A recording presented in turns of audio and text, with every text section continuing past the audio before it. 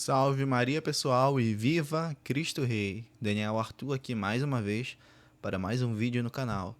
E hoje eu gostaria de tratar com vocês sobre o tema dos diversos estados da natureza humana, que é um tema ali que, digamos assim, antecede o Tratado da Graça, porque é um tema que nos ajuda a compreender a gratuidade da graça divina, a entender o modo, ou melhor, o estado no qual o homem foi criado por Deus, o estado atual, ou seja, no sentido de o estado que foi atualizado por Deus ao criar-nos, e os estados possíveis, ou o estado possível no qual Deus poderia ter nos criado e que, no entanto, não criou. Né? Me valerei, sobretudo, do Biluar, no seu comentário Suma Teológica, na dissertação 2, nos preâmbulos, cujo título é Sobre os diversos estados da natureza, tenho ele aqui em minha frente. O artigo 1, explicação dos 5 estados da natureza. Farei então uma leitura comentada sobre o texto. Né? Então, bora lá. Antes de tudo, o Biluar ele começa com a seguinte definição. Né? Estado é a condição conveniente ao homem com certa firmeza e imobilidade. Então, estado é algo estático e não dinâmico. Estático vem de estado, justamente. É algo, portanto, que tem certa firmeza, certa imobilidade. É uma condição imóvel, ou uma condição, pelo menos, que tenha certa firmeza. Não é algo transitivo, ou transitório, melhor dizendo. Aqui, então, no tratado, ou melhor, nesta parte de sua obra, no que Biluar se refere, aqui é tomado pela condição e modo estável pela qual a natureza humana se comporta em relação ao seu fim último. Então, o homem tem um fim último e o estado é, então, essa condição e modo estável pela qual a natureza humana se comporta com relação a esse fim último do homem, que no caso é Deus, né?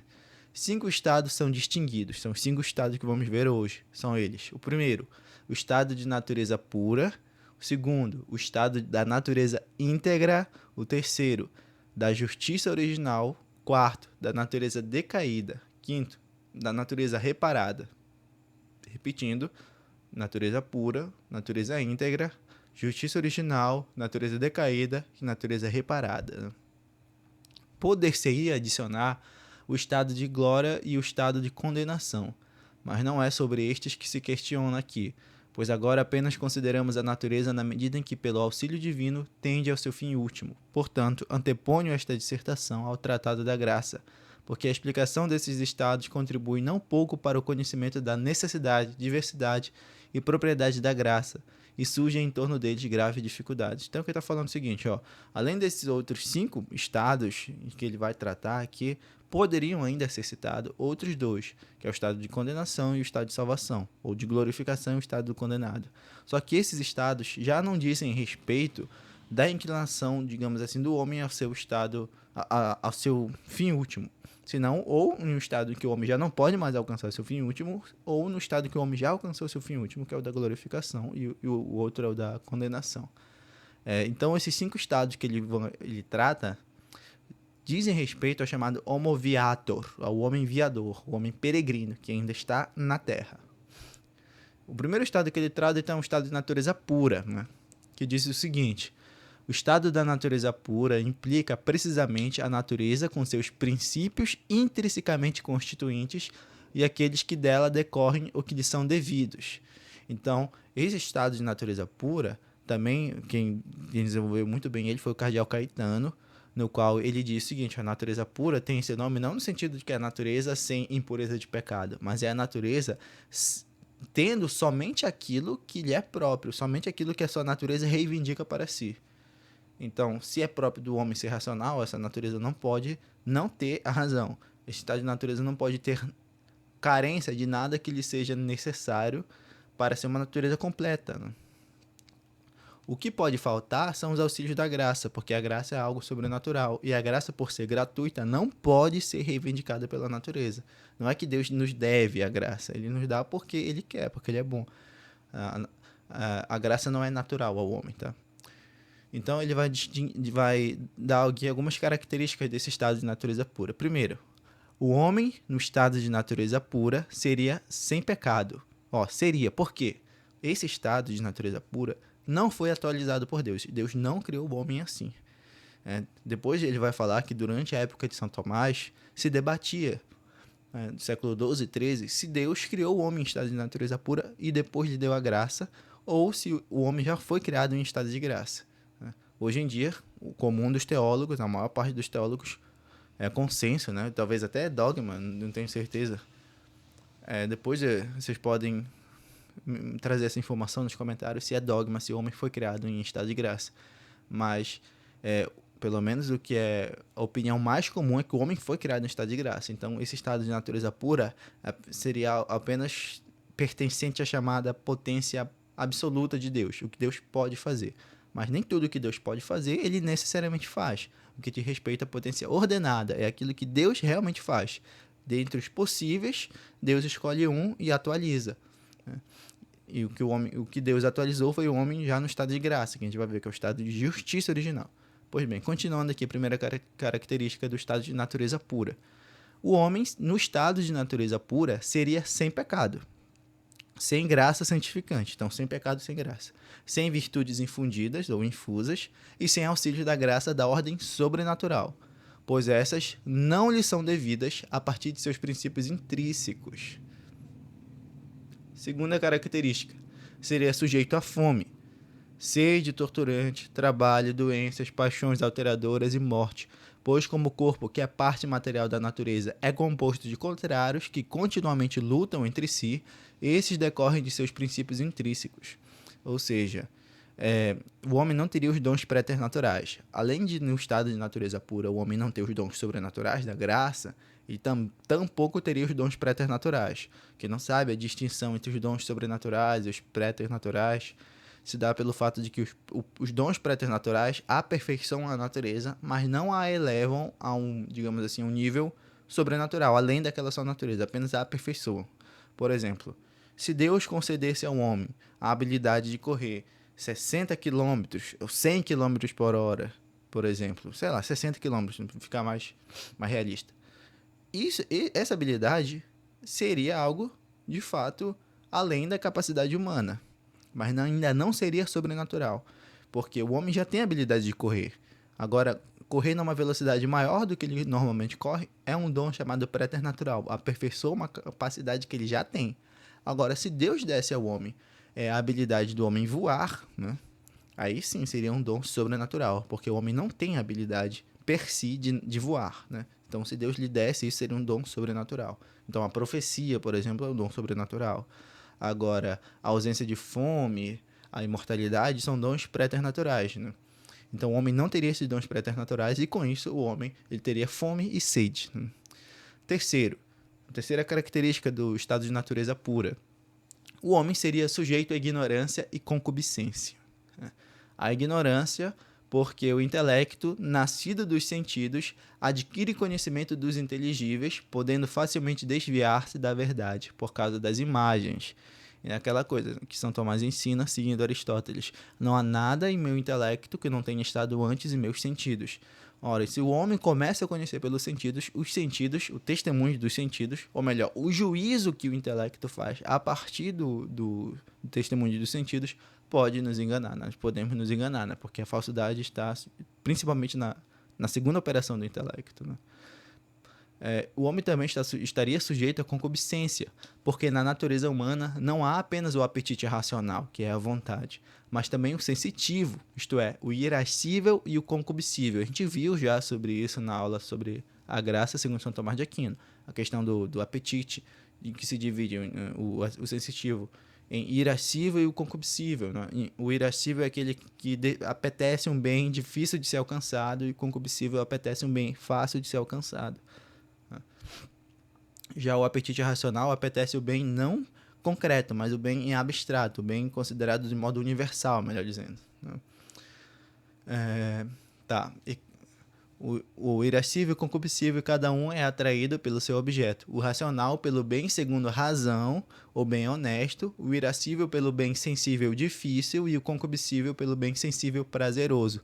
Não raro acontecendo que o apetite sensitivo seja atraído pelo bem sensível contra o ditame da razão, e assim haveria movimentos desordenados contra a razão, como vemos que o doente deseja água fria contra a razão. Muitas vezes a gente sabe, pela razão, que a gente não deve desejar alguma coisa, mas ainda assim o nosso apetite, seja irascível, geralmente é concupiscível, ele deseja algo contra a razão. Por exemplo, fumar. A gente sabe que pela razão não devemos fumar porque pode nos gerar certas complicações futuras, mas ainda assim o apetite concupiscível deseja aquilo, né? No estado de natureza pura, o homem teria ainda assim isto, né?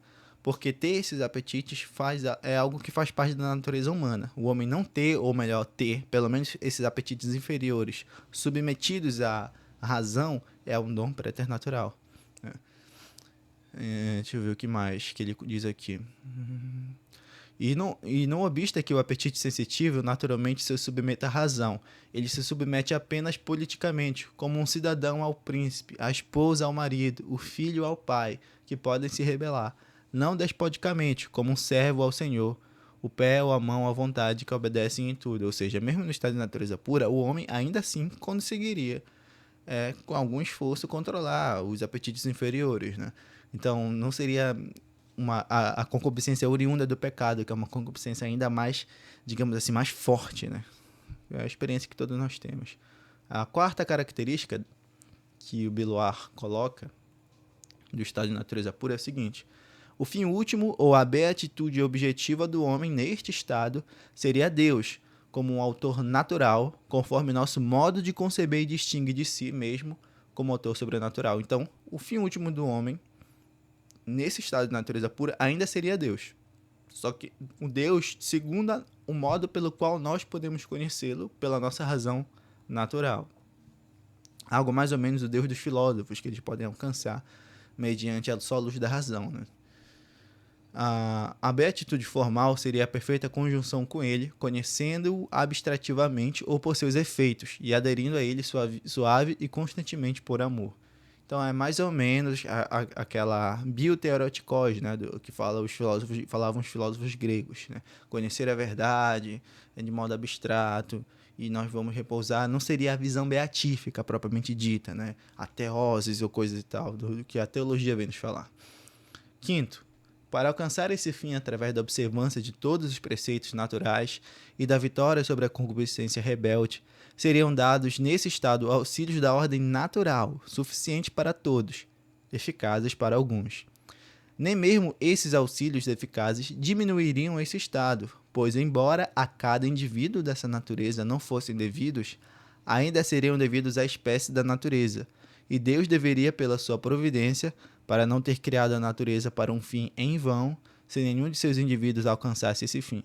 Assim, como a natureza elevada ao fim sobrenatural, são devidos auxílios da ordem sobrenatural, suficiente em todos os seus indivíduos, eficazes em alguns predestinados a esse fim. Ou seja, o estado em que Deus criou o homem, o estado de justiça original, ele fez com que o homem estivesse destinado a um fim sobrenatural, razão pela qual Deus lhe dá auxílios sobrenaturais. No estado de natureza pura, Deus teria criado o homem com um fim meramente natural. O fim ainda seria Deus, mas apetecido ou desejado de um modo natural, porque só o conheceríamos mediante a razão natural. De modo que, para esse fim, nos seriam dados auxílios naturais, né? Não sobrenaturais, ou seja, dentro da própria natureza humana, nada que extrapole isto. Sexta característica.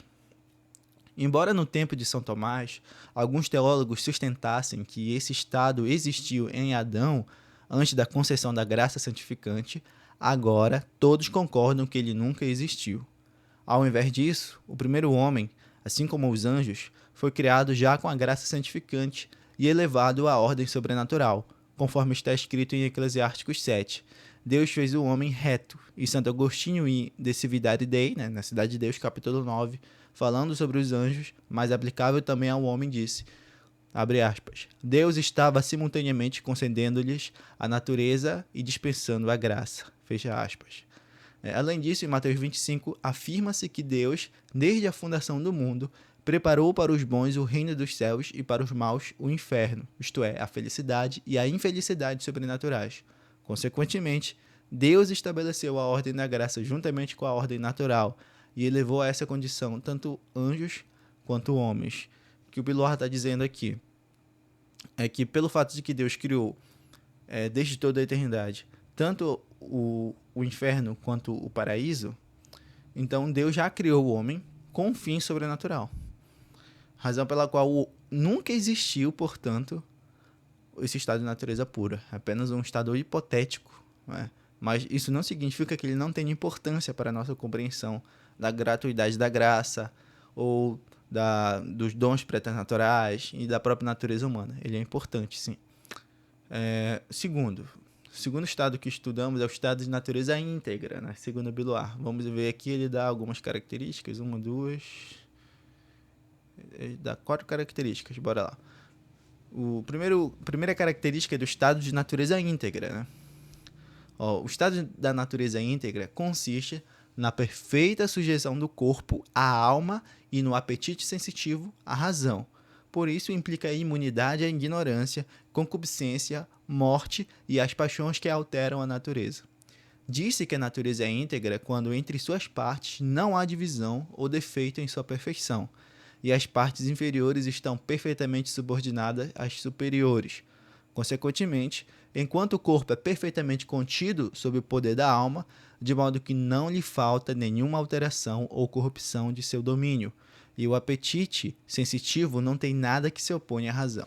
Se houvesse apenas uma das submissões, seja apenas do corpo à alma ou apenas do apetite sensitivo à razão, não seria um estado perfeito de natureza íntegra, mas uma perfeição parcial dela. Então nós já temos aqui, digamos assim, um degrau a mais do que o estado de natureza pura. O estado de natureza íntegra é aquelas paixões, os chamados apetites sensitivos, sejam eles irascível ou concupiscível, eles já se submeteriam à razão.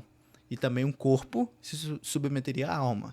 E o que ele vai dizer? Esse estado de natureza íntegra só existiria se tanto os apetites inferiores se submetessem ao apetite racional, que é a razão, e também se o corpo se submetesse à alma. Se apenas um desses dois se dessem, não haveria uma natureza íntegra, mas apenas uma perfeição parcial dessa natureza íntegra, né? A segunda característica que Beloir cita: nessa integridade da natureza foi criado Adão. Primeiro, quanto à imortalidade, é evidente a partir de Gênesis 2. Abre aspas. No dia em que dela comeres, certamente morrerás. Fecha aspas. Portanto, se não tivesse comido, não teria morrido. Também a partir de Sabedoria 2, abre aspas. Deus criou o homem inexterminável, e pela inveja do diabo, a morte entrou no mundo. Fecha aspas. Em Romanos 5, abre aspas, pelo pecado veio a morte, fecha aspas. E Pelágio foi condenado em vários concílios por dizer que Adão foi criado mortal e que nascemos mortais como Adão foi criado. Quanto à imunidade, à concupiscência, é claro, a partir de Gênesis 3, que diz que quando Adão e Eva estavam nus, não se envergonhavam, mas envergonharam-se após o pecado, pois antes do pecado não poderia surgir nenhum movimento desordenado do qual se envergonhassem, mas após o pecado surgiu. E por isso o apóstolo chama concupiscência de pecado, porque ela surgiu do pecado, conforme diz o Concílio de Trento. Terceira característica: o dom da integridade estava situado em certo vigor pelo qual o homem mantinha o corpo e o apetite sensitivo sob seu domínio, de modo que nada ocorresse contra a sua vontade. Quanto ao defeito da velhice, contra a qual esse vigor nada podia, estava presente a árvore da vida, cujo efeito próprio era preservar a força vegetativa de tal enfermidade. Então nós teríamos a árvore da vida, Adão teria essa árvore da vida, pela qual ele ficaria preservado da velhice. Quarto, esse dom da integridade em Adão provinha da graça santificante, como dissemos, segundo Santo Agostinho e São Tomás, ao tratar do pecado original, enquanto a razão superior estava submetida a Deus, submissão esta mantida pela graça santificante, o corpo estava perfeitamente subordinado à alma e o apetite sensitivo à razão. No entanto, essa graça original era distinta, pois pertenciam a ordens diferentes. A integridade é uma forma que aperfeiçoa a natureza na ordem natural, não a elevando-a à ordem sobrenatural, nem constituindo o homem como filho adotivo de Deus, participante da natureza divina e herdeiro do reino dos céus, tudo o que era proporcionado pela graça santificante. Portanto, nada impedia que Deus pudesse criar o homem no estado de natureza íntegra, sem a justiça ou graça original. Contudo, como esses dois estados foram unidos em Adão, são frequentemente confundidos pelos pares da igreja e teólogos. O que está falando? O estado de justiça original, pelo qual o homem tinha graça santificante, e o estado de natureza íntegra, foram ambos criados simultaneamente em Adão, e por essa razão eram confundidos comumente por alguns teólogos, principalmente pelos pares da igreja, que não sabiam distinguir muito bem entre esses dois estados. E agora, finalmente, o estado de natureza, de justiça original. Deixa eu ver aqui, o que mais que ele vai falar depois disso? Estado de natureza caída, tá. Estado de natureza original. O estado de justiça original, desculpa. Bilor começa dizendo: este estado abençoado, que por antonomasia é chamado de estado de inocência, é elegantemente descrito por São Tomás em sua obra Opúsculo 2, capítulo 185. E é estabelecido na perfeita submissão da razão a Deus, do apetite sensitivo à razão e do corpo à alma, os dois últimos decorrendo do primeiro, como foi dito. Pois do fato de o homem ser, pela graça, amigo e filho de Deus, era apropriado que o resto lhe fosse submisso. A alma racional, por sua natureza, sendo imagem de Deus, tem um domínio sobre os inferiores a si, mas esse domínio é imperfeito. Quando, porém, a razão da imagem era aperfeiçoada pela graça original, exigia que, enquanto aderisse e se submetesse a Deus, o resto lhe fosse perfeitamente submisso. No entanto, poderia falhar nesta perfeita submissão a Deus, por meio do pecado, pois sua vontade ainda não estava confirmada no bem. Daí segue-se primeiro. Aqui ele vai, então, extrair algumas conclusões. Ele vai tirar uma, duas, três conclusões. Primeiro, segue-se primeiro, que Adão, que como agora comumente sustenta os teólogos, como foi dito, foi criado neste estado, ou pelo menos segundo alguns, estabelecido logo após a criação, possuía todas as virtudes infusas, tanto teológicas quanto morais, e os dons do Espírito Santo, pois tudo isso segue a graça santificante como suas propriedades ou apêndices. Segue-se, em segundo lugar, que ele era imune à fome e sede torturantes, à tristeza e dores, às paixões alteradoras, à doença, morte e concupiscência, pelo dom da integridade como sequência da justiça original, como foi dito. Terceiro, que nele havia plenitude de conhecimento das coisas naturais e sobrenaturais, conforme exigia a dignidade e o papel de preceptor e governante de seus descendentes.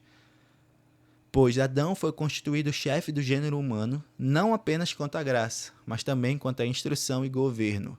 Essa razão não se aplicava aos descendentes, que não nasceram como ele foi criado em perfeita idade, nem possuíam essa plenitude de conhecimento, mas adquiriram facilmente. Na verdade, ele extrai 4 conclusões. Além dessas 3, tem mais uma aqui. Creio que seja só mais essa. Isso mesmo.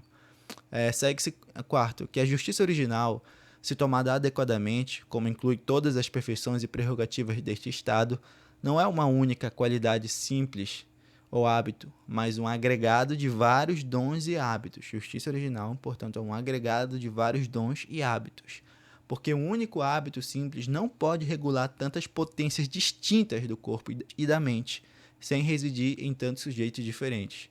Se, contudo, for tomada inadequadamente pela perfeição primária desse estado, da qual as outras emanavam como de uma raiz, é uma qualidade simples, a própria graça santificante.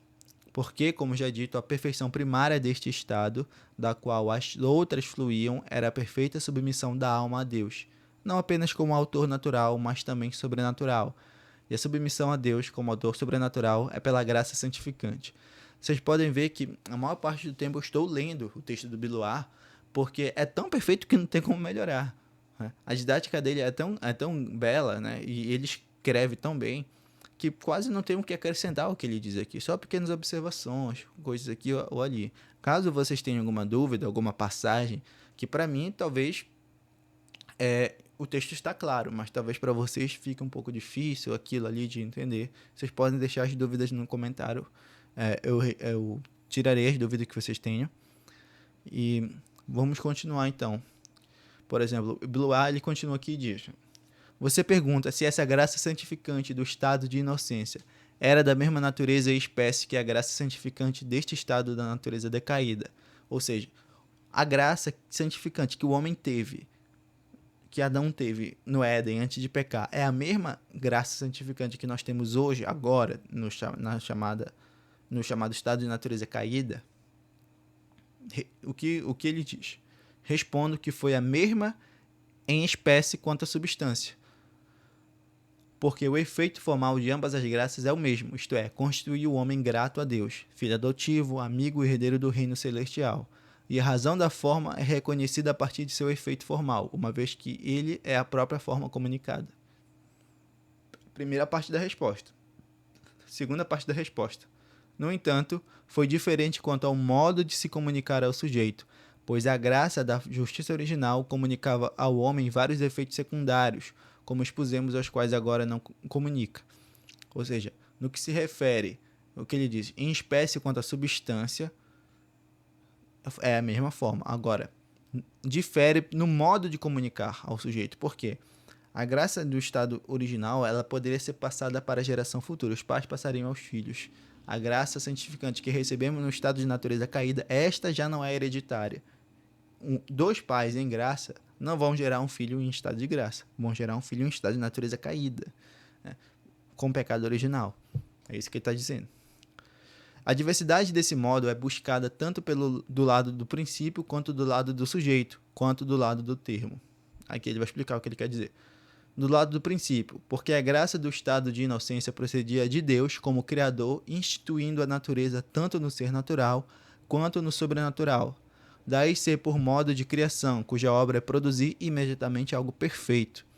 Bora ler novamente, prestando atenção em cada uma das palavras dele aqui. A diversidade desse modo é buscada tanto do lado do princípio, quanto do lado do sujeito, quanto do lado do termo. Ok, do princípio, sujeito, do termo. Do lado do princípio, porque a graça do estado de inocência procedia de Deus como Criador, instituindo a natureza tanto no ser natural quanto no sobrenatural. Daí ser por modo de criação, cuja obra é produzir imediatamente algo perfeito. Já a graça santificante, obviamente, nos é dada não na nossa criação, mas depois daquilo. A graça santificante foi dada no estado de justiça original, no ato mesmo da criação, que ele está dizendo aqui.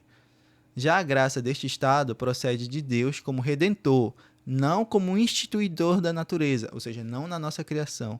A graça que Cristo nos dá não enquanto criador, mas enquanto redentor. Não como mas como aquele que sana as pessoas. Daí, não é dada conforme convém a natureza e a própria graça em si considerada, como na primeira criação, mas segundo o modo que o próprio Redentor julgou mais apropriado para a cura do homem, e este modo é que a alma fosse curada do mal do pecado, e então, através da humildade e penitência, chegasse à perfeição. Então, a primeira graça, a graça santificante no estado de justiça original, foi dada no homem no momento em que ele é criado, fazendo com que ele alcançasse a perfeição no momento da criação mesmo. Já o modo pelo qual recebemos a graça no estado atual, que o homem se encontra no estado de natureza caída, a graça que nós temos nos é dada a modo de redenção. E não nos é dado no primeiro momento da nossa existência. Quando somos concebidos em pecado. Nos é dada depois, né? E ainda assim é requerido outras coisas, como penitência, humildade, para chegarmos à perfeição. Então, mesmo o homem tendo a graça santificante, ele ainda não está no estado de perfeição. É algo que ainda precisa ser alcançado com o auxílio da graça, obviamente, da graça atual, né? Por parte do sujeito. Vimos daqui por parte do princípio, agora por parte do sujeito. Qual é essa diversidade entre a graça santificante no estado de justiça original e a graça santificante no estado de natureza caída? A outra diversidade, vimos pelo modo do princípio, agora por parte do sujeito, né? A graça do primeiro estado tinha em vista por si mesma a natureza, e em razão da natureza, as pessoas. Era um dote da natureza conferido em sua criação, não por direito próprio, mas por benefício singular do Criador. Ou seja, não era que a natureza humana reivindicava para si o direito da graça. Não, a natureza não reivindica. Se a natureza reivindicasse, Deus deveria a graça à natureza. Deus não deve a graça à natureza. Deus dá a graça à natureza por sua própria bondade, né? Por próprio benefício singular, que diz aqui, né? Do Criador. E como nessa natureza, a saber, inocente, nada encontrava contrário a si, comunicava-se plena e integralmente a ela quanto a todos os seus efeitos, tanto primários quanto secundários. Já a graça deste estado, ele diz deste estado, o estado em que nos encontramos, estado de natureza caída, primeiramente por si mesma, olha para a pessoa a ser curada, e em razão da pessoa para a natureza. Ou seja, Enquanto a graça santificante, no estado de justiça original, a graça foi dada sobretudo à natureza, e depois atingindo as pessoas, agora é o contrário. É dada à pessoa visando curar não só a pessoa, mas depois a natureza. É aquilo que São Tomás também vai dizer, que é por essa razão que eu já mencionei anteriormente, que 2 pais em graça ainda assim geram filhos em pecado original. Porque a natureza dos pais não foi curada a pessoa. Mas ainda existe neles aquilo que no pecado original pertence à natureza, mas eles não possuem mais aquilo que no pecado original pertence à pessoa, que é a privação da graça santificante. Né? Então eles ainda vão ter aquilo que no pecado original não tem razão de culpa no pecado, mas que ainda assim é transmitido para a prole, mediante via seminal, enfim. E como encontra. Cadê? Já a graça deste estado, primeiramente por si mesma, olha para a pessoa ser curada em razão da pessoa para a natureza. E como encontra a pessoa totalmente contrária a si e indigna de seus dons, não se comunica plenamente a ela como seria conveniente a própria graça por si e a natureza não predisposta, como na primeira criação, mas segundo o modo que Deus julgou mais adequado para a cura do homem. Como já disse, não convinha ao homem que toda a perfeição lhe fosse restituída, da qual havia caído por soberba, mas que a mente fosse curada do pecado e se unisse a Deus, deixando uma fraqueza nas potências inferiores. Ou seja, o homem ele é curado, mas ainda há a concupiscência, ainda assim. Tanto para conter a soberba, quanto para o exercício das virtudes, e também para que o homem fosse incitado a clamar continuamente pela ajuda do médico, para demonstrar a força do auxílio divino, mantendo o homem frágil entre tantas tentações, e finalmente para que fôssemos conformados a Cristo, que por meio de atos de virtudes e paixão alcançou a glória do corpo. Agora ele vai falar a distinção por parte do termo. O termo da graça do primeiro estado foi a imagem de Deus impressa perfeitamente no homem, na medida permitida pelo estado de viandante, ou de homem viador, né? Do homem viajante, peregrino nessa terra. Portanto, imediatamente conferia todas as perfeições que não eram contrárias ao estado de viandante. Nenhuma disposição por parte do sujeito era requerida.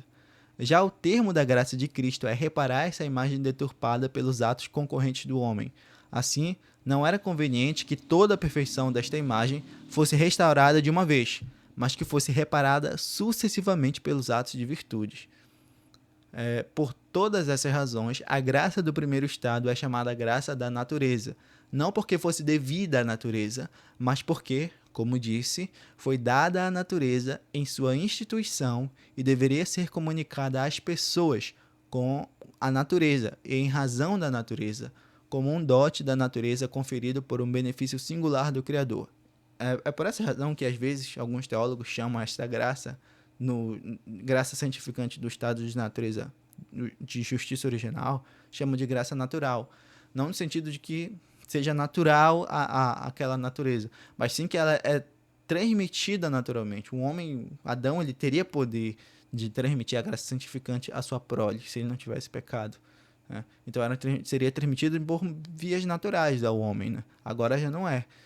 Eu só posso transmitir a graça para outra pessoa mediante o sacramento, que já é algo sobrenatural, não é algo natural. Né? Cadê? O que mais? Se eu comunicar as pessoas na natureza, razão da natureza, como dote da natureza, curador.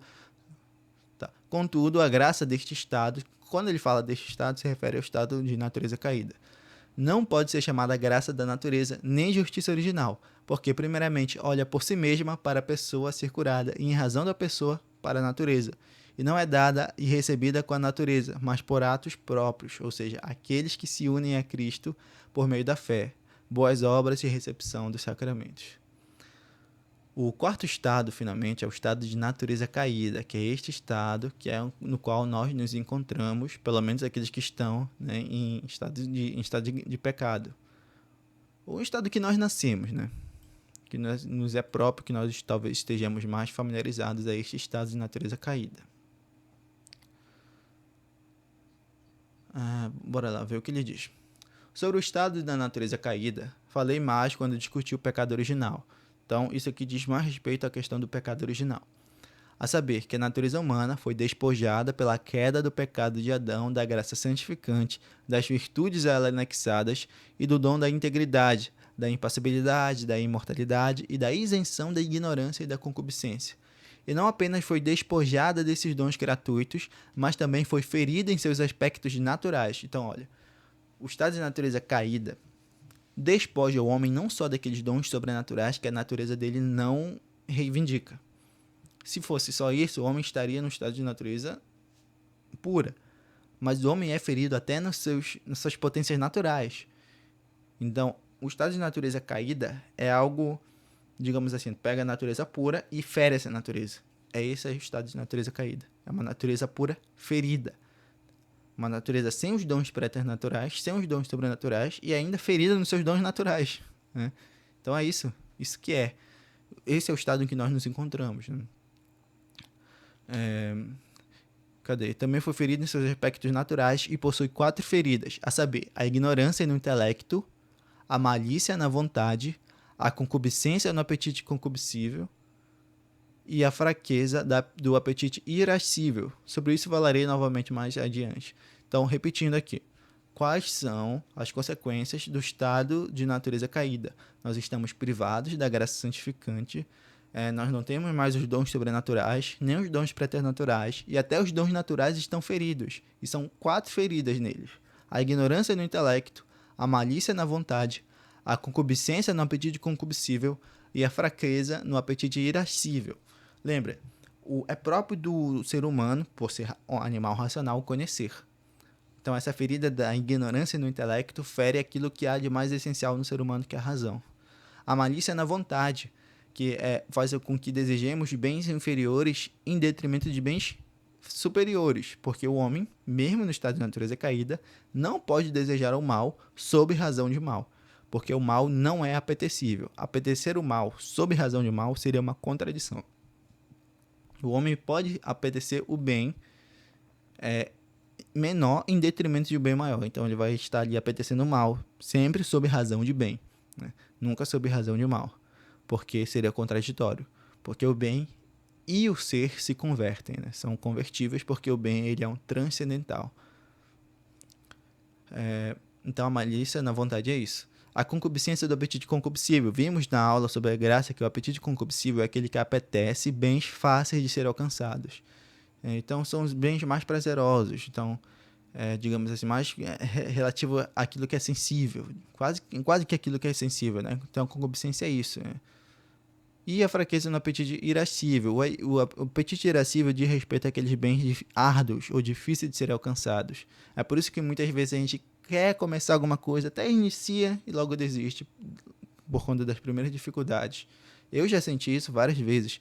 Quantas vezes já não tentei iniciar os estudos no latim e parei? Né? Muitas vezes temos a vontade de iniciar um estudo de uma nova língua e paramos. Só ficamos na volição, né? Na veleidade, somos veleidosos. Não vamos além, não vamos até o fim.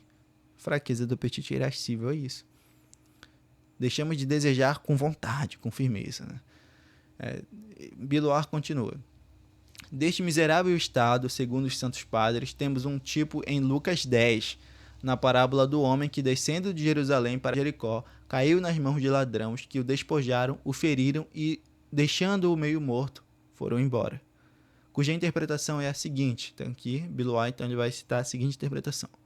Um homem, Adão, ou o gênero humano, descia de Jerusalém para Jericó.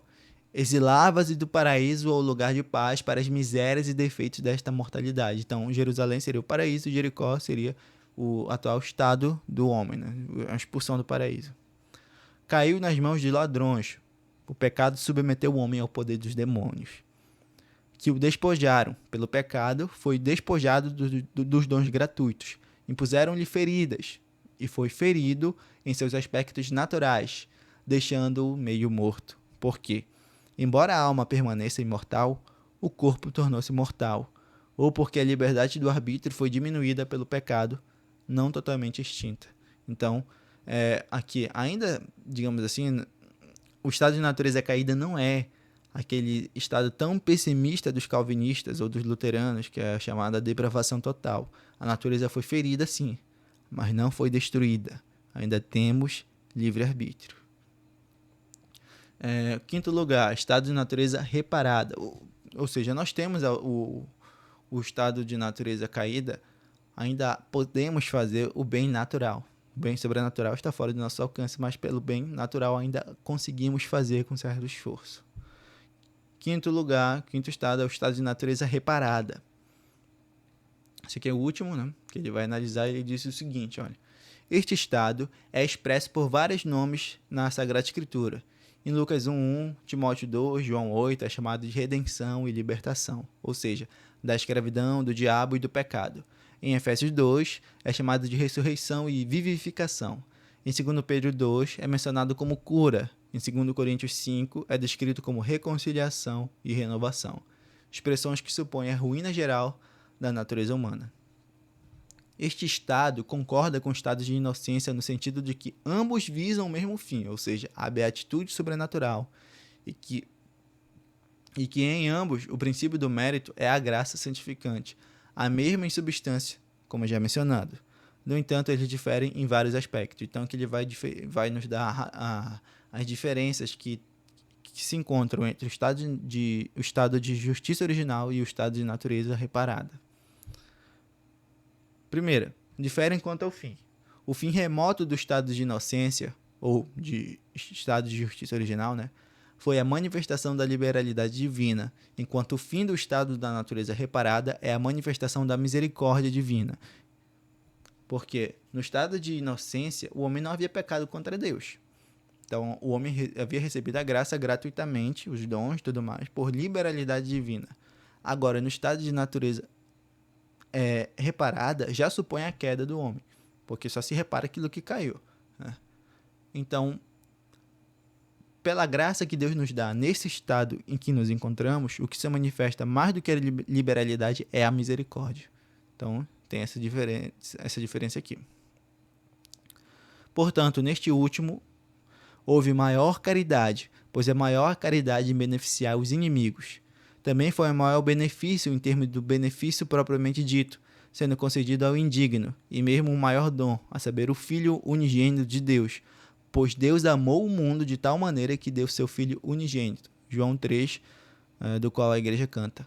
E isso aqui é belíssimo. Está chegando já a Vigília Pascal, e temos uma música lá, na Vigília, acho que é no Exulte, em que se cita essa frase aqui, que é atribuída comumente a Santo Agostinho, que ele diz: ó feliz culpa que mereceu tal Redentor, né? Que Santo Agostinho extrai essa conclusão do princípio de que Deus só permite o mal, se desse mal ele pode retirar um bem maior. Então Deus só permitiu a queda de Adão, porque a partir disso ele pôde nos preparar um Redentor, um segundo Adão melhor do que o primeiro. E, portanto, ele chega a este ponto de louvar a culpa de Adão. Ó feliz culpa que nos mereceu tal Redentor. Porque com Cristo temos um bem maior do que teríamos caso Adão não pecasse. Então Deus só permitiu o pecado de Adão porque sabia que poderia tirar um bem maior. Claro que tem uma questão, um debate acirrado aqui entre os teólogos, se Deus decretou a encarnação do Verbo só depois da previsão do pecado ou se decretou antes, né? Eu, como tomista, ou pelo menos como estudante de tomismo, sou adepto de que o Deus só decretou a encarnação do Verbo após a previsão do pecado. Alguns outros estão livres para defender outras opiniões que eu vejo como problemáticas. Já expliquei isso no vídeo meu sobre a Imaculada Conceição e São Tomás de Aquino, resposta a Matheus Fujita, né? Expliquei detalhadamente ali a posição do padre Rochini, por exemplo. Pois bem, vou continuar aqui. O fim próximo pelo qual o estado de inocência visava a impressão da imagem do Deus Criador no homem, na medida em que a condição do estado o permitia, conforme Gênesis 1, a imagem de Deus o criou. O fim próximo pelo qual o estado da natureza reparada visa a impressão da imagem de Cristo, o restaurador, no homem, igualmente na medida em que a condição humana o permite, conforme Romanos 8, aos que predestinou para serem conformes à imagem de seu Filho. O fim ao qual o estado de inocência visava era o próprio homem, sendo adornado e glorificado. O fim ao qual o estado da natureza reparada visa é o próprio Cristo, a cuja glória é tudo nesse estado referido, como discutiremos na encarnação. Ele também distingue quanto à causa eficiente. entre o estado de inocência e o estado de natureza reparada. Quanto à causa eficiente, estes estados diferem. Embora ambos seja Deus a causa eficiente, ele o é de maneira diferente, pois é a causa eficiente do estado de inocência e imediatamente do estado de natureza reparada por meio de Cristo, de modo que Cristo é tanto a causa moral da reparação que ele mereceu por sua paixão, quanto a causa eficiente física, principal em virtude de sua divindade, instrumental em virtude de sua humanidade. Isso aqui é belíssimo, isso aqui é belíssimo. Vou até reler isso daqui. Fixem bem. Quanto à causa eficiente, estes estados diferem. Embora em ambos Deus seja a causa eficiente, ele o é de maneira diferente, pois é causa eficiente do estado de inocência imediatamente, do estado de natureza reparada, por meio de Cristo. De modo que Cristo é tanto a causa moral da reparação, que ele mereceu por sua paixão, quanto a causa eficiente física, principal em virtude de sua divindade, instrumental em virtude de sua humanidade. Belíssimo. E daí, a causa da graça no estado de inocência era extrínseca à natureza. No estado de reparação é intrínseca, a saber, o verbo feito carne. Olha só. Isso aqui chega a ser poético de belo. Enquanto no estado de natureza, ou estado de inocência, no estado de justiça original, a causa da graça era extrínseca a nós, porque Deus não havia se feito homem. No estado de natureza reparada, a causa dessa graça é intrínseca à natureza, porque o verbo se fez carne. Uma das razões pela qual com Cristo temos dons maiores do que teríamos se Adão não pecasse. O segundo Adão é melhor que o primeiro, infinitamente superior, não há dúvida, né? O verbo feito carne, portanto, o pacto entre Deus e a natureza no primeiro estado foi temporário e transitório. No estado de reparação é eterno e indissolúvel devido à união hipostática, conforme Oséias 2. Eu te desposarei comigo para sempre, te desposarei comigo em justiça e em juízo, em misericórdia e em piedades, e te desposarei comigo em fidelidade. Veja, chega a ser poético, né? A linguagem dos profetas acerca da união hipostática, né? Da natureza divina desposando a natureza humana. A linguagem aqui é literalmente matrimonial, né? Outra coisa, diferem novamente quanto ao sujeito ou causa material. O sujeito do estado de natureza inocente era a natureza inocente, que embora não tivesse direitos aos dons gratuitos desse estado, não tinha nada que lhe fosse contrário. Já o sujeito da natureza reparada é a natureza infectada pelo pecado, indigna de qualquer graça. Por isso, no primeiro estado, era apenas para ser adornada com dons gratuitos, enquanto no outro precisava ser primeiro curada e depois adornada. E daí surge outra distinção.